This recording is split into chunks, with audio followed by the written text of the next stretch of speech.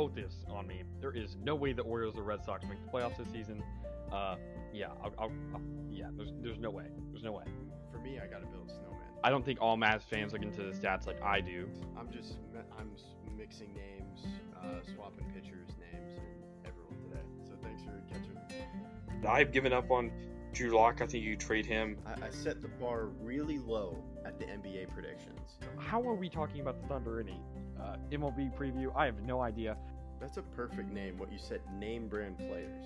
Like, it's not the Great Value Target brand toilet paper or whatever. It's the Charmin Ultra Strong. I don't know if Nick Nurse is the coach for the Raptors. I don't know if he's the reason why they won the 2019 championship. I feel like that was more of a team effort. Yeah, this questions the firing of Dwayne Casey, who I think is a very underrated coach. He's making the best of the Detroit Pistons situation. Yeah, I definitely agree with that. I was surprised that the Clippers gave up Lou Williams. Everything's going wrong for the Lakers at the wrong time. The Mavs cannot say we do not miss Seth Curry shooting threes. Them losing like 40 players to the Chargers who play online. I'm just gonna, and it lands to the Dolphins. I'm just gonna have to throw my hands into the air. I agree 100%, and the reason why I agree is because this is a terrible trade for the long term. To me, the Capitals really pushed all their chips for this season. So happy belated birthday to Madison Bowie. Sam Bennett's someone I really expected to be a better player. Hello, I'm Mike Grimes, and you've been listening to Outsiders Opinions with Kevin and Austin. What's up, y'all? Welcome to the MLB World Series review. Let us know what you thought of the World Series. The Braves win in 6 games. They save the MLB from having to see the Astros win the World Series. What did you think, Austin? It was a great series. There were a good share of blowouts, but 2 games in there were really close at Truist Park, and it made the series good. Obviously, most people, except for Houston, were rooting for the Braves, and it turned out well for those people. Freddie Freeman gets his first ring. A lot of Braves lifers get to see Freddie win after winning the MVP last year. Acuna technically doesn't get a ring, but he'll get a ring, but he's technically not a World Series champion according to like the stats and everything. But I mean, they're looking good for the future as long as they can re-sign Freddie, which I definitely think they will. Yeah, I think he will, because I think it's just the right thing. And then to add this little stat, the city of Atlanta went 88 complete seasons in NFL, NBA, MLB, and NHL without a championship. That was the 4th longest active title drought for a metro area in those 4 leagues. So, Can you tell me who number happy. 1 is? Huh? Who's number 1? I don't know. This is just talking about Atlanta. I'm gonna search that up right quick. So yeah, the Braves are the 8th team though, under 90 wins in a full-length season to win the World Series, which is crazy. They're not the least win team. There's I think there was one team. There was one team that was 83 and 79. Oh, it was the 2006 Cardinals. The 2006 Cardinals were 83 and 79 and won the World Series. So that's pretty crazy. But one of those teams. No, I think they won 90 in both of the years that they won. Gotcha. But while I search up who the longest metropolitan area, tell me about Jorge Soler, wins MVP. This is his 2nd ring. What did you think about his performance? Yeah, he's also the 2nd Cuban player to win MVP, and it was I thought that was a good question to ask. And then talk about what we talked about in the World Series midpoint. It was the 4 outfielders that they traded for really got hot. Main 3, but the main 2 were Rosario and Soler. Soler hit that absolute rocket out of the stadium. So he definitely deserved MVP. And this is after he's coming off COVID, missing the NLCS. And then you had Rosario. Now, I think you definitely bring back Soler. Maybe Rosario. I don't think Peterson. I think you let Peterson walk. Rosario, I say maybe because I don't know. He might be asking you for a lot of money, and you have to find a way to cut cost because you got to pay Freeman and you may want to go get some more relievers.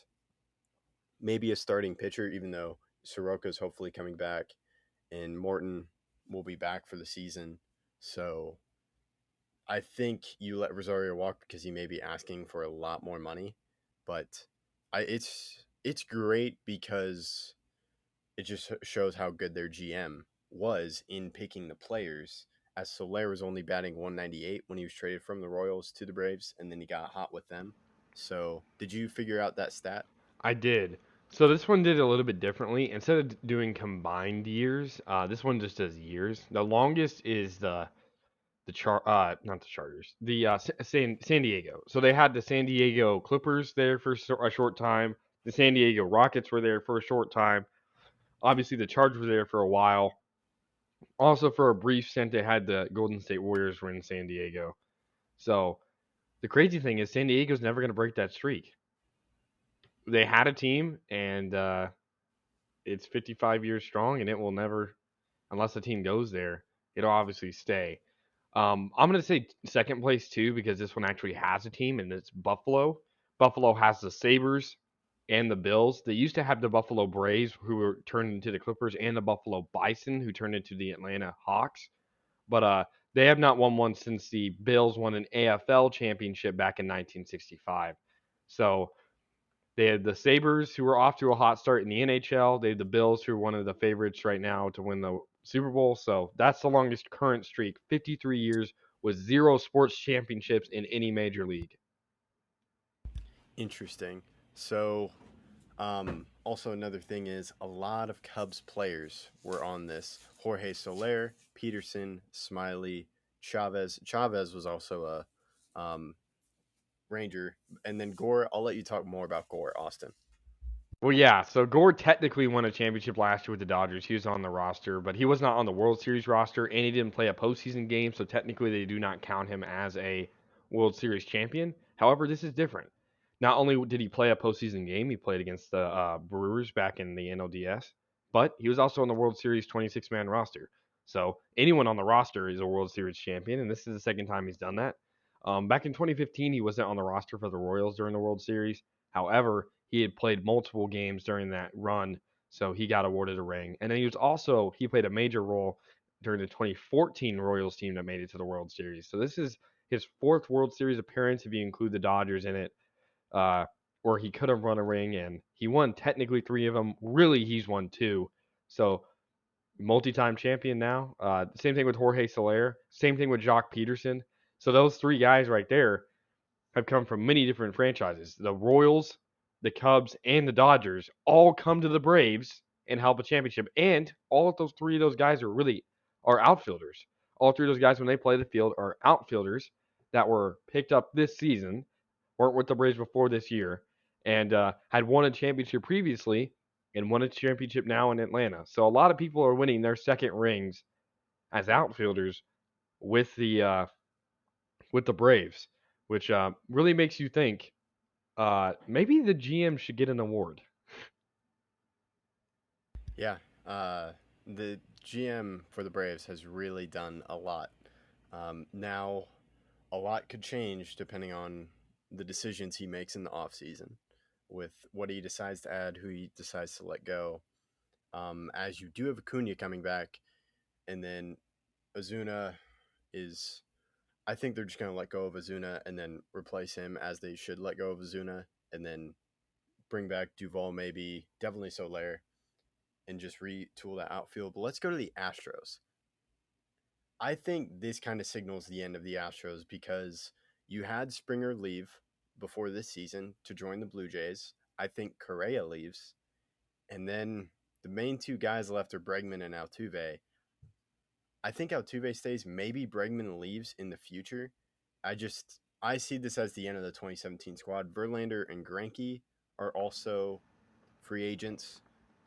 I think it's time I think Astros are going to go back into a downgrade because Mariners showed promise. So maybe they could be a sneaky team for the AL West.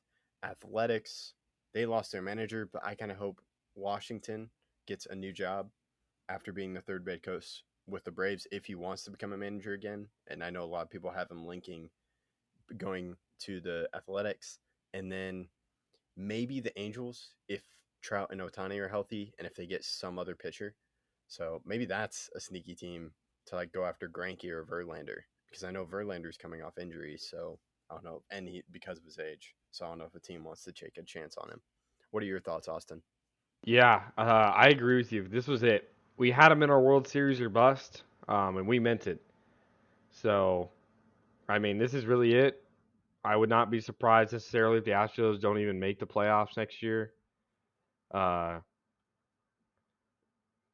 they were getting older and older and older. I'm sad for Greinke. That's the only one on the Astros. I'm like, dang it, dang it. Uh, he obviously wasn't on the cheating team, and then he was on the team 2019 and 2021 when they made it to the World Series. I'm sad he hasn't got a ring yet. Hopefully, he can sign with a contender and get another chance, but we'll see if that occurs. Uh, but now we got to talk about this crazy offseason. We're going to have an offseason episode, our preview offseason episode sooner rather than later. However, there's a lot of possible moves that can be made, and a lot of them have to do with these two teams. Freddie Freeman could possibly leave. There's all of their outfitters, basically, besides Acuna, are not tendered after this season. So there's a lot of decisions to be made, and it could really affect whether or not the Braves stay at the top or if they fall. As we saw, their record wasn't that good, and they almost didn't make the playoffs. So you got to make the playoffs to win the World Series. Yeah, and to your point about them just making it in, this kind of goes to your point of how the MLB playoff is good the way it is. Like there are a few things, but you don't need to expand it or decrease it. Like just leave it the way it is with the number of teams that get in, because this is the second time a team at the halfway point was not doing well. You've talked about the Nationals, and then the Braves were not doing well, but they made some key trades, and then they go on and win the World Series. Yeah, it's going to be a crazy offseason because like these two teams are intriguing, but to me, the Yankees, because the Yankees have not, they could have gone to a World Series in 2017, but I think there is pressure on Cashman and on Boone to get farther. So I think Cashman, I think the main thing is, will the Yankees go over the luxury tax? And I think they will. I don't think so. I think they're going to make some moves to prevent that from happening. Now, what they do, we'll see. I think they're going to try to stay under the luxury tax. But if we do go over, it's not going to be by as much as the Dodgers, who were over Yeah, by no. You're gonna, 100 million, basically. because let's say maybe Greinke goes to the Yankees. Who knows? That would be a Because cheap option. y'all need starting pitching. I also kind of like the idea of Taylor going to the Yankees, Chris Taylor, because I don't think he remains with Dodgers. And then another team is the Padres. Padres, I think, are going to spend tons of money this offseason. I don't think it's going to change anything, though. It's a mentality over there. It may not change anything, but I just think they're going to go all out. It's the only team I can see Bauer going to right now. Yeah, what would you say? I think Scherzer maybe to the Padres. I don't know. I don't think he stays in LA. I do. I think they find a way to keep him. And of course, all the shortstops: Correa, Seager. Technically, Chris Taylor, Trevor Story. There's a lot of guys. Marcus Semien, who was a former shortstop, moved to second baseman, but really is still a shortstop. Brandon Crawford was going to be a free agent, but the Giants, after his outstanding season, were like, let's not let this guy go to free agency. Let's not let him see what the options are out there. So they kept him. The Giants will be good. We'll see what happens, but I feel like the Giants are going to be good. There's a lot of teams that need to make moves, and I'm excited. I think next year is going to be one of the best MLB seasons we've seen in a very long time. Parity is getting up there, as we saw a lot of teams over 90 wins, even two teams, the Seattle Mariners and the Toronto Blue Jays, not make the playoffs with 90 wins, while the Braves at 88 wins make the playoffs and win the World Series, obviously. So I'm interested to see what this collective bargaining agreement is going to be. We're going to do an episode once the collective bargaining agreement comes. There could be a lockout. I've heard some people say there may be a lockout depending on whether or not the teams or the MLBPA and the owners agree to a new collective bargaining agreement. But it's really going to come down to what the rules. Obviously, there may be a move to get the DH to be universal. There's also the possibility that some teams argue for there to be the extra inning rules, which are going away next year. 9 inning doubleheaders. We're back to true baseball where I don't have to sit there for only 7 innings to pay for my ticket. I get to watch the 9 inning game. And I really hope, I think this is a big moment. This is a moment where we're going to see what the future of baseball is like. This collective bargaining agreement is the most important collective bargaining agreement ever to this point because it can really set the standard. Is the mound going to be moved back? Well, I don't think the mound should be moved back. I mean, there's a lot of scoring, even though the averages were down. Is the shift going to be banned? I don't think the shift can be banned, but we'll see it maybe happen. Is the mound going to be lowered like it has been before? Well, I don't want it to be lowered, but it may. There's a lot of things that could change, and it'll affect how people move in the off season. So uh, we'll see what happens, but it's going to be a very interesting, tumultuous off season that has a lot of repercussions, not just next season, but for a while. Yeah, and like I said, baseball was saved with the Astros losing the World Series, and then you just have. I think there's going to be a sneaky team next year. Like kind of the Braves were sneaky after losing Acuna. I think there's going to be a team that surprises us. We also the Giants surprise us. I think there's going to be a surprise team, and I just don't know because also Cardinals with Flaherty coming back, you have Wainwright, but Flaherty had a Their lot of pitching is injuries. going to be good, especially if Jordan Hicks came back healthy. They're going to be very good. And then I shortstop, I yeah. think Trevor Story. Oh, if Trevor Trevor Story's- Story goes to the Cardinals, the league is in a big issue because the Cardinals are going to be good. They also, did you hear, may pick up Pujols. Pujols is They not may. planning on retiring, Oh, so he may go to okay. the Cardinals, run a last hurrah. Man, would that be a story if somehow that happens? All of what we're talking about happens, and they go on a run, and maybe instead of starting ending the season 17, no, they start the season 17 now, and this time Kevin won't pick it wrong. Well, we'll see. We'll see. So it's going to be a fun off season. We'll keep you all updated, and then we're also going to have how we think baseball could be changed, as we kind of talked about in our World Series midway point. So be on the lookout for that, and thank you for listening to Outsiders Opinions.